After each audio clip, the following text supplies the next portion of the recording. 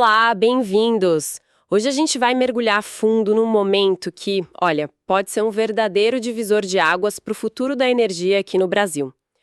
O governo colocou na mesa as regras para o primeiro grande leilão de sistemas de armazenamento, o LRCAP Armazenamento 2026.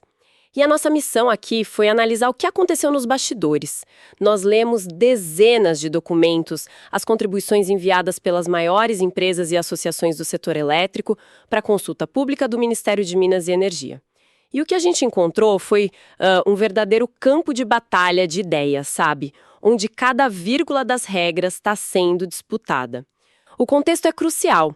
Com o boom da solar e da eólica, que são fontes que, vêm e vão com o sol e o vento, a nossa rede elétrica, o SIM, precisa de um novo tipo de músculo. Precisa de mais flexibilidade e potência para se manter estável, principalmente naquelas horas do dia em que todo mundo liga tudo ao mesmo tempo. Exatamente. E isso não é um capricho, né? A própria nota técnica do Ministério de Minas e Energia, que deu origem a tudo isso, ela é muito clara. O Brasil precisa contratar uma reserva de capacidade que seja flexível e confiável. O objetivo não é só integrar as renováveis, mas otimizar essa integração. E se a gente olha para fora, vemos que não estamos inventando a roda. A AB Eólica, que representa o setor eólico, trouxe dados impressionantes.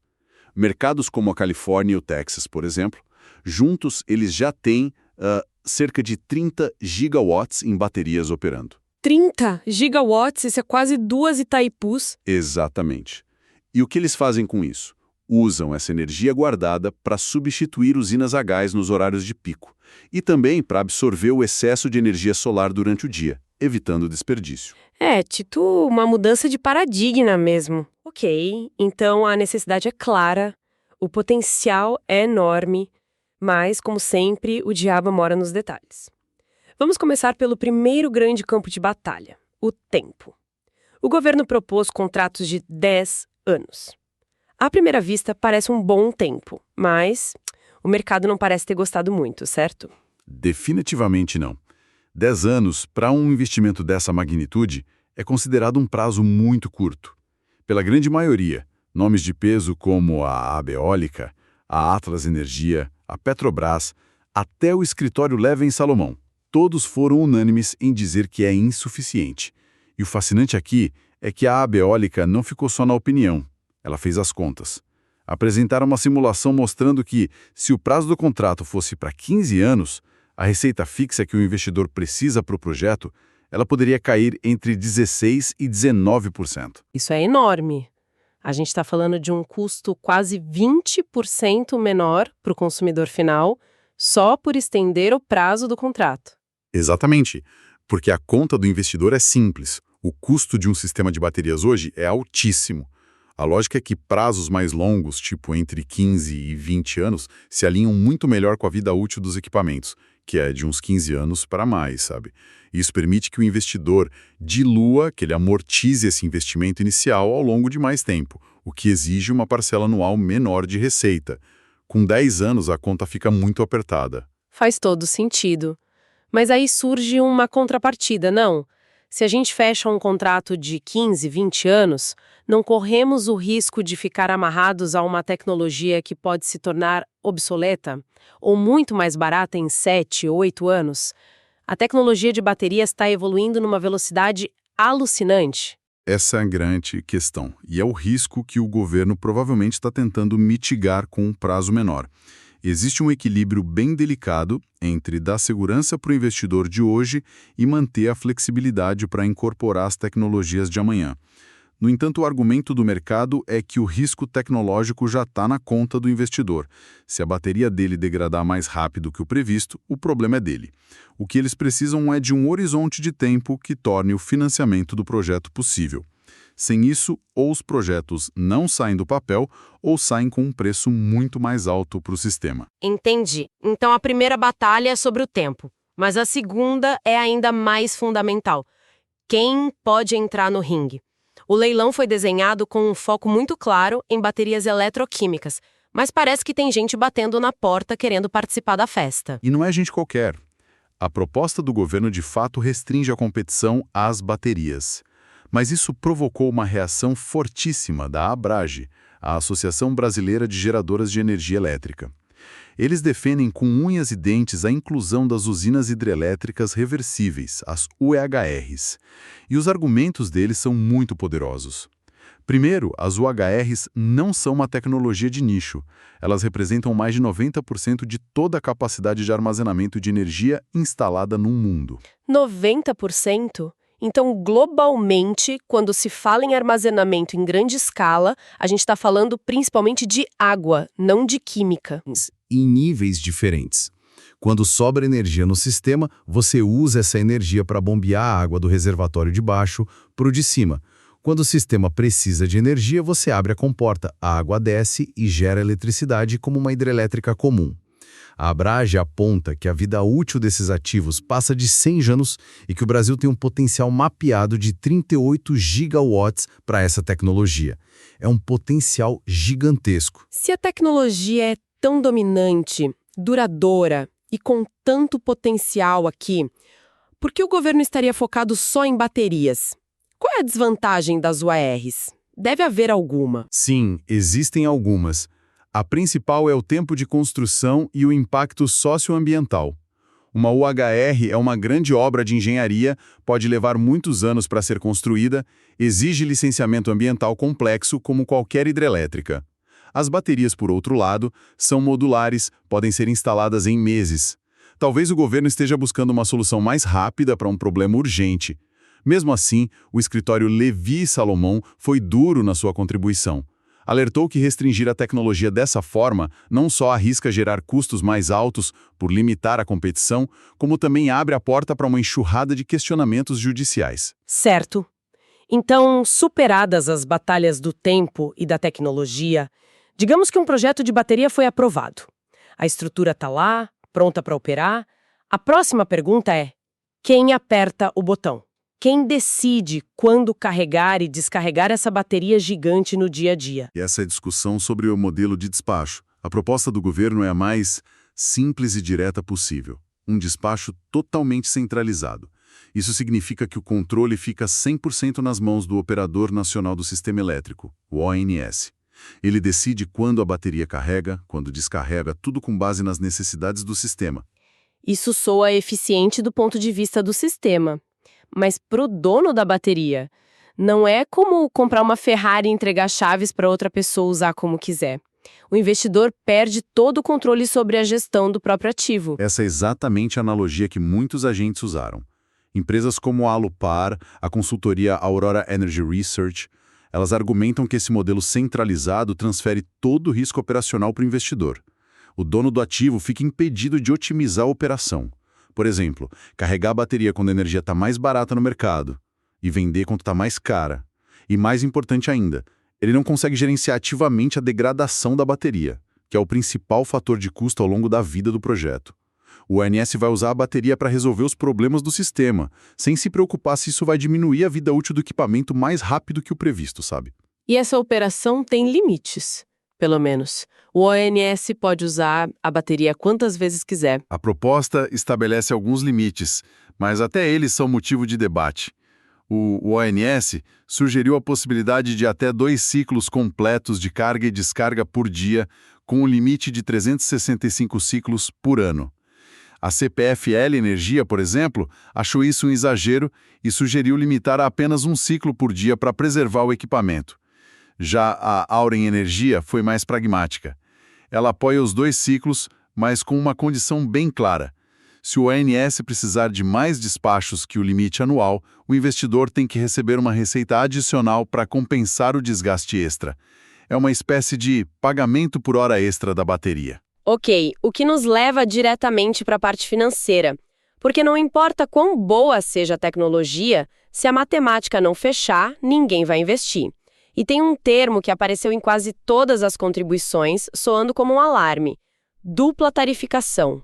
O que é exatamente isso? A dupla tarifação é o pesadelo regulatório do setor de armazenamento. Pensa no armazenamento como um serviço que consome energia para depois devolver. O risco é que ele tenha que pagar as tarifas de uso da rede, a TUST e a TUSD, 2 vezes. Uma vez quando consome energia da rede para se carregar e uma segunda vez quando injeta essa mesma energia de volta. Mas isso não faz o menor sentido. Você está pagando uma taxa para pegar a eletricidade e outra taxa para devolver a mesma eletricidade, sendo que o seu serviço, no final das contas, ajuda a própria rede. Exatamente. E esse ponto foi um consenso raro. Vimos a mesma preocupação nas contribuições da Absolar, da Acende Brasil, da Petrobras, até do governo do Piauí. Todos veem isso como um obstáculo gigantesco que onera a tecnologia de forma injusta e, no fim, eleva o custo do serviço para todos os consumidores. A boa notícia é que a própria nota do MME reconhece esse desafio. A solução é que ainda não está clara. E além dessa questão das tarifas, que outros fantasmas financeiros assombram os potenciais investidores? Se a gente conectar isso ao quadro geral, vemos um cenário com pelo menos 3 outros grandes riscos. O primeiro é o risco tecnológico puro. A Alupar e a Volt Robotics, que é uma empresa de software para o setor, foram muito enfáticas nisso. Como essa é a primeira vez que o Brasil vai contratar baterias em larga escala, simplesmente não existe experiência consolidada no país sobre como esses equipamentos operam na prática, como eles degradam, qual a sua taxa de falhas. É um território novo. Eles até sugeriram mecanismos para mitigar isso, como um período de carência nos primeiros anos, com metas de disponibilidade um pouco mais brandas para dar tempo de aprender. É a cautela de quem vai ser o pioneiro, né? O primeiro a testar a água. Faz sentido. Quais são os outros? O segundo é a robustez das garantias financeiras. A Enel Brasil, que é uma gigante global, trouxe uma perspectiva internacional importante aqui. Eles defendem que os vencedores do leilão apresentem garantias de fiel cumprimento muito mais robustas. A preocupação é evitar aventureiros, sabe? Empresas que ganham o leilão com um preço muito baixo, mas depois não têm capacidade financeira para entregar o projeto. Exigir garantias maiores garante que só quem tem bala na agulha participe para valer. Entendi. E o terceiro risco? O terceiro é a segurança da receita. A fonte de pagamento para esses projetos vai vir do encargo de reserva de capacidade, o ERCAP. Explicando de forma simples, o ERCAP é uma conta paga por todos os consumidores para garantir que essa potência esteja disponível quando o sistema precisar. A Alupar destacou a necessidade de ter garantias muito sólidas de que esse encargo será de fato pago. O investidor precisa ter certeza absoluta de que depois de gastar centenas de milhões de reais, o pagamento vai cair na conta todo mês. Sem atrasos, sem contestações. Sem essa segurança, os bancos simplesmente não financiam. Certo. Vamos para a última parte do nosso mergulho. Os detalhes técnicos. Onde esses sistemas devem ser instalados? Parece que o governo não quer deixar essa decisão totalmente livre. Ele está tentando dar um empurrãozinho para certas áreas. Sim, e esse é o outro ponto extremamente polêmico. A proposta oferece uma bonificação locacional para projetos instalados em locais específicos. A escolha desses locais é feita com base num índice técnico complexo chamado MISCRI, que basicamente mede a robustez da rede elétrica. Na prática, esse critério tende a favorecer áreas que têm muita geração renovável, mas uma infraestrutura de rede mais fraca para escoar essa energia. O grande exemplo é o Nordeste. Mas espera um pouco, isso não parece contraditório? As fontes deixam claro que o objetivo principal do leilão é garantir potência para atender o pico de consumo do país. E esse pico de demanda não acontece no Nordeste, mas sim no subsistema Sudeste e Centro-Oeste. A gente está construindo o corpo de bombeiros a quilômetros de distância de onde os incêndios geralmente acontecem. Você resumiu perfeitamente a crítica feita por empresas como a EMAI, a Axia Energia e a consultoria Aurora Energy. Elas argumentam que essa bonificação está usando um leilão de potência, que é um problema nacional, para resolver um problema local de transmissão no Nordeste. Dizem que são coisas diferentes, que exigem soluções diferentes. A empresa Yuon até sugeriu uma solução de meio termo, incorporar critérios de demanda de ponta na equação para equilibrar a decisão e não focar só na fraqueza da rede. É uma discussão sobre qual problema a gente está tentando resolver prioritariamente. E para fechar, vamos falar dos equipamentos em si. Tem uma tecnologia que parece ser a estrela do show, o tal do grid forming. O que exatamente é isso de forma simples? Grid forming é uma capacidade avançada dos inversores que conectam as baterias à rede. Pensa nas grandes hidrelétricas ou termoelétricas como âncoras pesadas, que mantêm a estabilidade da rede. Elas têm uma inércia física que ajuda a manter a frequência e a tensão constantes. Com mais solar e eólica, que não tem essa inércia, a rede fica mais leve, mais instável. Os inversores grid forming permitem que as baterias imitem essa função de âncora. Em vez de só seguir a frequência da rede, elas podem ativamente criar e sustentar sua própria referência de frequência e tensão. É um superestabilizador. Só como algo essencial para o futuro. Então, por que há um debate sobre isso? Não deveria ser obrigatório e pronto? O debate é sobre custo versus necessidade. A proposta do governo, de fato, torna o grid forming obrigatório para todos. No entanto, a CATL, que é simplesmente uma das maiores fabricantes de baterias do mundo, deu um alerta importante. Essa exigência eleva o custo dos equipamentos e ainda não é um consenso global. A Yuon, mais uma vez, trouxe uma proposta ponderada: regionalizar a exigência, ou seja, torná-la obrigatória só nas áreas da rede que realmente precisam desse suporte extra, como o Nordeste, para não encarecer desnecessariamente projetos em áreas onde a rede já é mais robusta, como o Sudeste. E, por último, a eficiência.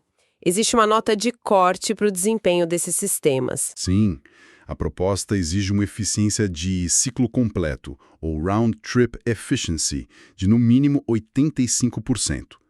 Isso significa que para cada 100 megawatt-hora que a bateria puxa da rede, ela tem que ser capaz de injetar de volta pelo menos 85. Os outros 15 são perdidos no processo. A AB Eólica afirma que os fabricantes nacionais já conseguem atingir essa média.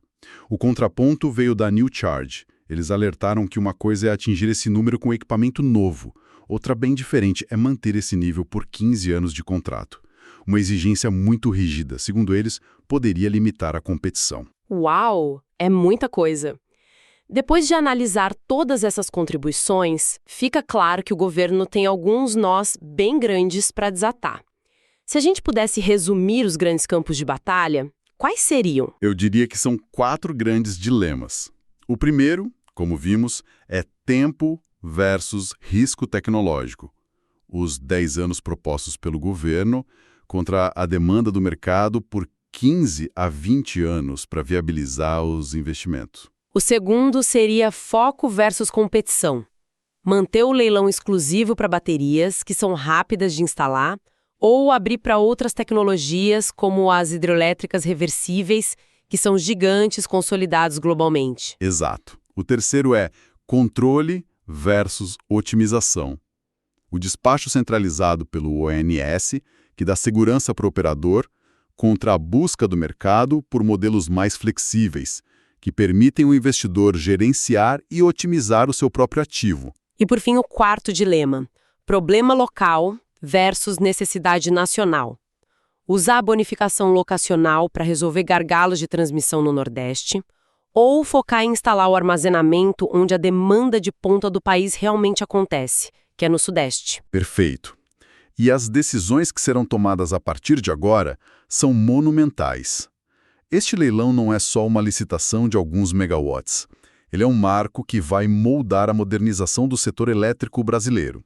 As regras definidas aqui vão determinar não só o custo e o sucesso desta primeira iniciativa, mas o papel que o armazenamento vai ter na segurança e na confiabilidade da nossa matriz energética por toda a próxima década. Sem dúvida.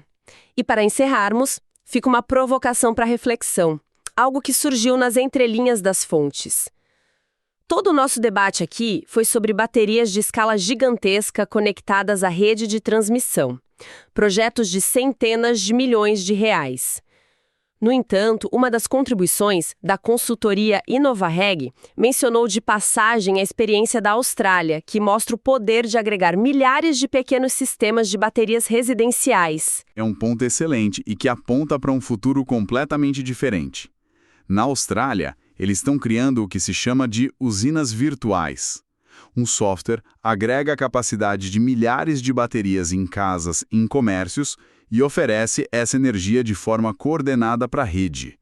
Então a questão que fica é: enquanto o Brasil está corretamente estruturando o mercado para armazenamento em larga escala, qual seria o caminho para a gente destravar o potencial do armazenamento distribuído, aquele que está na mão do próprio consumidor. Poderia essa via de baixo para cima ser um caminho mais resiliente, mais rápido e talvez até mais democrático para construir o futuro energético do país? Essa é uma discussão que a gente ainda nem começou a ter.